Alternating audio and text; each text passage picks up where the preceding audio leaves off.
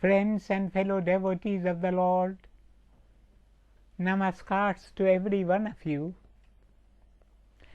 At break of dawn, I heard a sweet voice whisper in my heart, मीठा बोलन नेह चलन हथों भी कुछ दे रब ते ना दे पास वो जंगल क्यों ढूंढे. In translation, this beautiful verse means speak gently, walk humbly, give something in charity, then you need not to the forest go, for the Lord is with you already. If you do these three things dutifully, then there is no need for you to go to a forest and meditate. There is no need for you to go in quest of God. For God, the source of joy and happiness, will come in quest of you and meet you. Sant Kabir in one of his shlokas sings, Kabir man nirmal bhaya jaise Ganga neer, pache lago har phire kahe Kabir Kabir. Sant Kabir says, when my heart became pure, God himself came behind me, calling out my name, Kabir, Kabir, please wait, I want to meet you, I want to speak to you. We would do well to remember that we don't have to go out in quest of God when the heart has become pure. It was Jesus who said, Blessed are the pure in heart, for they shall see God. In fact, God is in search of clean hearts and pure souls. A veritable roadmap for the life beautiful is given us in those three injunctions. Firstly, speak sweetly. Secondly, walk humbly. And thirdly, give something in charity with your own hands. Time and again, I have appealed to my friends and fellow satsangis with folded hands. Speak sweetly, speak sweetly, speak sweetly. Let me share with you these lines which I read somewhere. Speak gently, it is better far to rule by love than fear. Speak gently, let no harsh word mar the good that we may do here.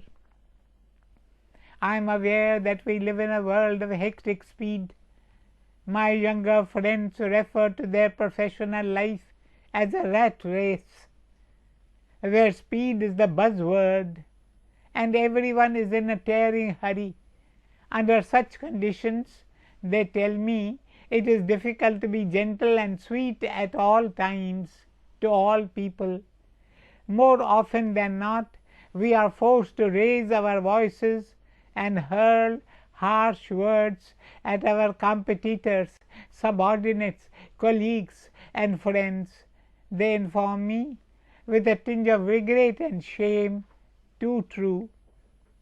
I myself have seen people bickering over trifling matters. Such behavior is ignoble. Harsh words cause deeper wounds than sticks and stones. The poet saint Tiruvalluvar tells us, burnt flesh and skin heal sooner or later, but the wounds inflicted by a harsh tongue never heal.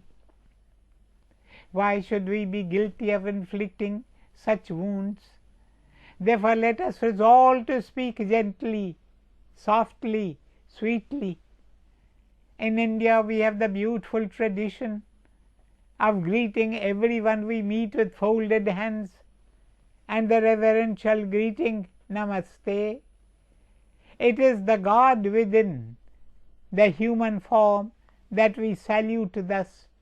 If Lord Krishna himself resides in the people we meet, why should we talk harshly to him? Should we not be soft? Should we not be gentle and reverential and sweet to the Lord? Every one of us is an image of Lord Krishna.